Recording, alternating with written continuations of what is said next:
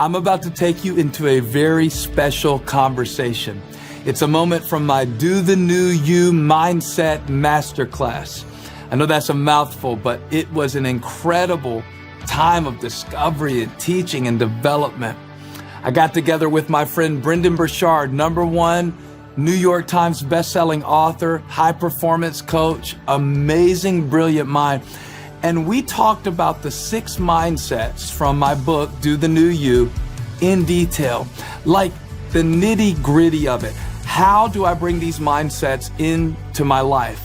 And I'm gonna share with you a section of that conversation today right here. And if you'd like access to the entire masterclass, all you gotta do is go to dothenewyou.com, get the book, and you'll unlock the entire library. This is gonna be a resource to help you. I can't wait to share it with you. And in the meantime, go to dothenewyou.com and you'll get them all. Now enjoy this moment. This is one of our favorites. We have so many misconceptions about what God needs to use to bless us or what we need to move forward, right? Like, okay, I need a team, someone might say, and then I will start this thing, or I need somebody to come along and support me or back me or finance me, or I need this perfect church, or we get all this list of what we think we need for God to do it, right? And so we're holding on to that. Don't you think that a lot of what keeps us from moving forward is what we won't let go of? Our idea of how it should be, our idea of the way we thought God was gonna make. I thought I'd be married and I'm 25 and I was planning to get married at 22. Well, that's the way I thought God was gonna make. So I love what you said, like not only what God did in the past, but what I thought he was supposed to do. Right. And now I can't go forward. So let's have a little therapeutic coaching. I know you're not a psychologist or a nutritionist, I know that you're a coach. So let's coach somebody in faith who won't let go of something that they thought was supposed to happen in order to go forward into the way God is making they can't even see right now. Yeah, I think too often our vision becomes myopic on what was, and we're operating from here.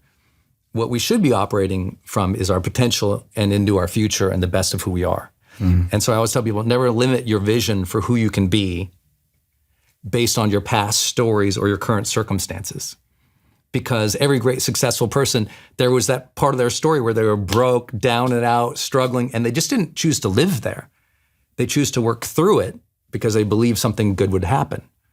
And so I think the first part is going, where is your vision and where are you operating from? Are you operating from the past time zone or the current struggle time zone? Or are you living into and being the best of who you can be for the future you, which is what your book is about. Yeah. And that's really powerful. So where are you operating and where's your vision? And then we also have to set up these rhythms in our life where we choose to release the tension and the disappointment. I love that. Rhythms where we choose to release our tension and disappointment. So it's what are your rhythms of release? Write that down in the comments. Rhythms of release. Yeah, because what happens is, inevitably, stuff builds up and we get disappointed, we get angry, we get hurt. And if we never release that, it's like a pressure cooker. And one day it will release, and it will release in a pipe burst. It will release in an inappropriate way for people. That's why therapy is so powerful. You go every week, or you talk to a coach, you talk to them every week. It's a place that you go to release your thoughts and your concepts and your frustrations and your plans. But it can't just be releasing. It has to be what I always call, you release the tension of that and you set the intention for what's next. So I'm somebody, I have to do this every hour. I'm easily distracted. I'm so enthusiastic. I want to do this, I want to do this, I want to do this. And I know this about myself. So every hour, no matter what's happening, when I'm working at my desk, every hour, a little timer goes off. I have it next to my computer, press it, start, 55 minutes, stops. And I push back, close my eyes, and I just start breathing and I release the tension in my body. And I just repeat this little mantra to myself: release, release, release, release. And I might only do this for 2, 4, 5 minutes. Just release, release, trying to release all thoughts, all feelings, all emotions, and tension in my body. Once I feel like I'm in a good place, open my eyes and I ask, okay, what's my intention for this next hour? And I learned that in helping a lot of people through grief and trauma. You know, sometimes we think our vision has to be this huge new thing. But when you're really struggling, what's the intention for the next hour? You know what? I'm gonna go pick up the kids and I'm gonna share some love with them. That's the intention for the next hour. Yeah. But I don't wanna go pick up the kids carrying all that stuff. So I always say, before every significant interaction with somebody, if you can just release the tension. I teach people all the time, if you're the one who goes to work and you come home to your partner, your spouse, or the kids, when you pull up at the house, tell you what, put the chair back, close your eyes, do a release meditation for about 5 minutes and say, what's my intention? Oh, my intention is go be a good dad, go be a good mom, go be a good provider, go be a good servant, whatever it is. And these little moments that you're just releasing all this frustration and this tension, because people carry a lot of tension and they get lost in the tension. Unless you release that, you know, you can use the metaphor of releasing baggage, but I don't like that metaphor as much, but it's just releasing the tension and setting an intention. It's a constant recalibration into the future and into your faith. And when you can recalibrate into my future, into my faith, then I can survive this moment now. What I love about this is how you broke it down and shrunk it. Because sometimes when we talk about letting go of the past, moving forward into the future, which is a lot of what this mindset is about with God, there's always a way, and by faith I will find it. We set that finder so far out in the future. 5 years from now, I want to be here. And sometimes what we really need to release happened 5 minutes ago, not 5 years ago. And I love that you used the word rhythm, because I like music so much that I thought, well, that's brilliant, because I've thought of letting go of what was as something I do maybe once, like, I let it go, God. How they hurt me, I let it go, God. But when you put it in the term of a rhythm, that's not a rhythm unless I do that, Right. that. So letting it go isn't letting it go unless I let it go every time it comes back up. Yeah, the stuff that your parents did or something that frustrates you, it's gonna come up over and over. And you let it go over and over. You gotta let it go over and over. So this belief that one day you're, you know, completely spiritually free of all pain and problems and the past, maybe some people have that.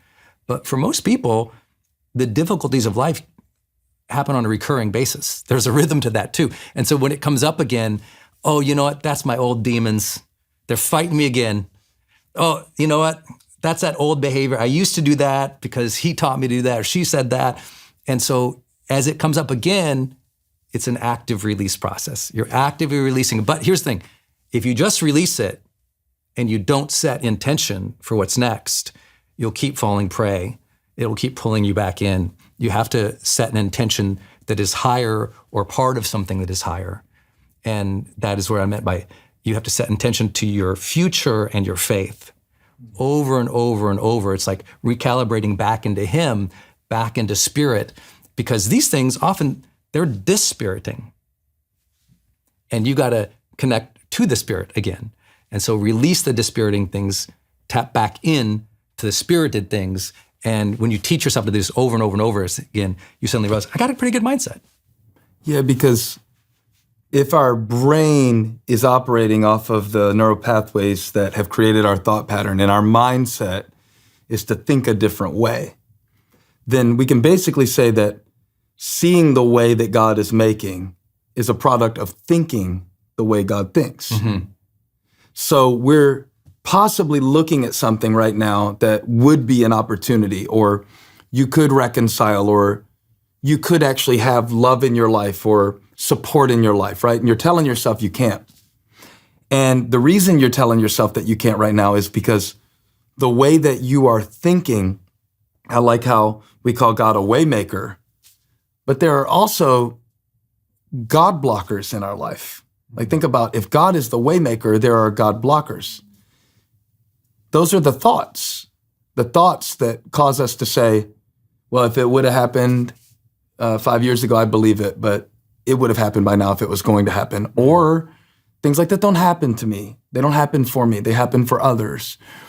Or maybe somebody told you. Like, I remember My dad was, we both shared about our dads today, and I learned a little bit more about your dad. And I didn't tell you much about my dad. We just realized our dads both went to heaven when we were about the same age, about 32 or 33 years old. Yeah.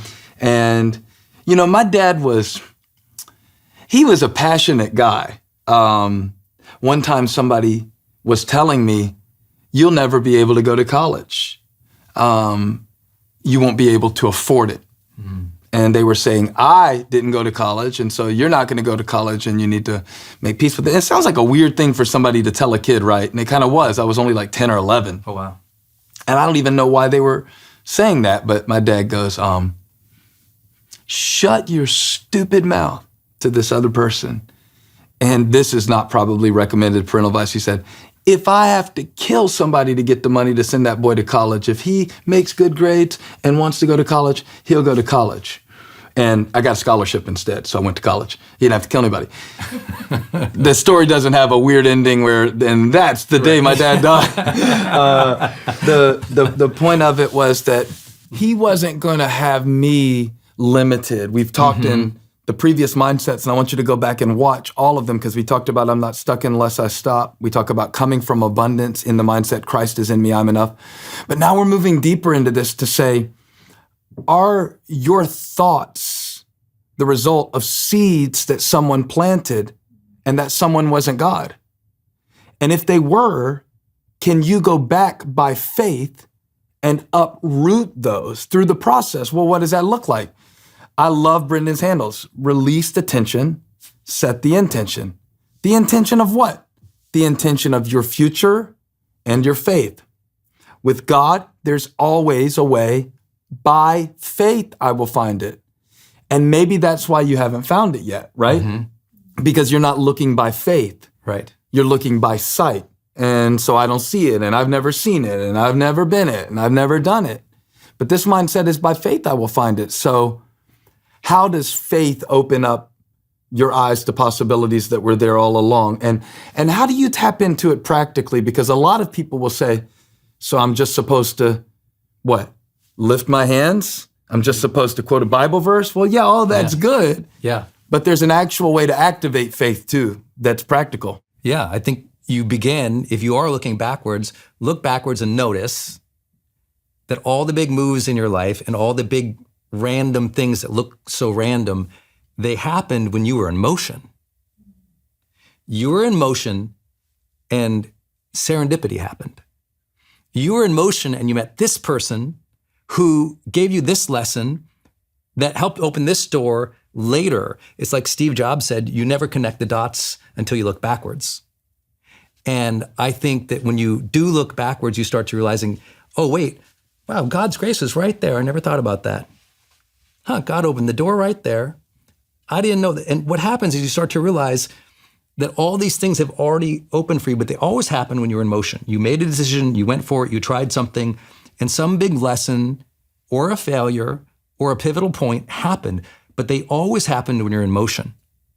And so when you trust in that, you say, interesting, doors, looking backwards, I can see doors open when I was in motion. Let me get in motion now because I want new doors to open. I want new doors to open for me, so I have to be in motion. I have this belief, I have this desire, I have this dream, move. Yeah. And you write so eloquently about this in the book. It's like, move. Because when you move, the doors are open or you're going to blast through them and discover something. But for the most often, I think that what people discover is, wow, when I get in motion, amazing things start happening. Yeah. These random people come into my life. Yeah. That's when I met my wife, or that's when I met this business partner, or that's when I got that first sale that led to this sale. And they can start connect that forward again with that trust and that faith. That will happen again.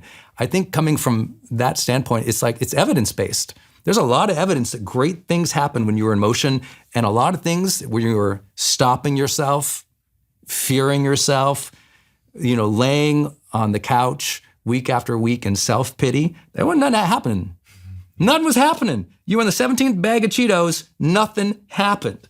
But when you got in motion, you got tired of sitting around and you tried something opened. So I think first stepping into that Even truth. the smallest motion. Small motion. Get out of the house today. Yeah. Get the shower today. I didn't Go ask tell for you help this today. story, but I'll give it to you now. And maybe I've shared it publicly, but I don't think that I have. I feel like I should, though. When it was time for me to write this book, and I felt like you're either going to do this now and write this, because the message was coming alive in me, but I had become pretty discouraged about the writing process. You know, going from the spoken word, which I'm more comfortable with and I have a lot of muscle memory with, to the written word. And the way I would judge it, and I would think, this is not very literary. So everything in me was telling me, you're not an author. You know, back to the identity, Christ is in me, I am enough, arguing for your limitations. All of these mindsets build on each other, right? Yeah. Which is really why I want you to share every session and read the book. But the book actually was completely stalled out in my mind. I tried to write another book.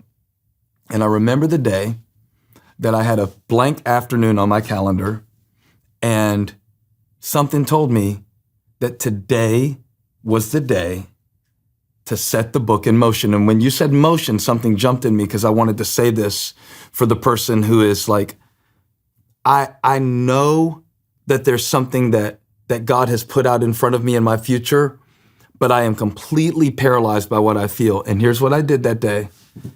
I went in my closet. I put on a suit. I never wear suits, but I put on a suit. And I drove to my office. And I called my literary agent. And I stood there in a suit, not on a Zoom call, a phone call. So why am I wearing a suit? To set it in motion. It was my way of saying to myself, I mean business. And this wasn't when I was 23 just starting out in ministry. This is recently that I had to do this for myself. Yes. To let myself know we mean business. And the series of meetings that were set up on that day, standing there in a suit that was, by the way, a little too tight because I hadn't put it on in a couple of years. And as the suit squeezed the blood out of me, the faith began to flow. And one of the reasons that the book is here today is because, like I said, instead of sitting and waiting for God to deliver a way or make it obvious, I chose motion. Mm-hmm. And I think set it in motion is a great thing to add to this mindset. It's not just the mindset, but it's setting that mindset in motion, that even the smallest step of putting on a suit, even the smallest step of setting up a call, even the smallest step of flushing it and telling somebody to ask you about that addiction and asking somebody to check in on you. Did you set up the meeting with the therapist that you've been saying you're going to do? Whatever that move is, a lot of times I think the paralysis of the entire path blocks us from the next step. Yes. Because if I'm looking that far out to see, well, God's going to make a way, and then it's going to lead to this and this and this and this, we are essentially trying to calculate the next 5 ways that God is going to make, when all we really need to do is step through the door that's open right in front of us. I hope you enjoyed that. I hope you took a page of notes, and there's so much more available. Go to dothenewYou.com right now. Let me know your takeaway. Can't wait to see you soon.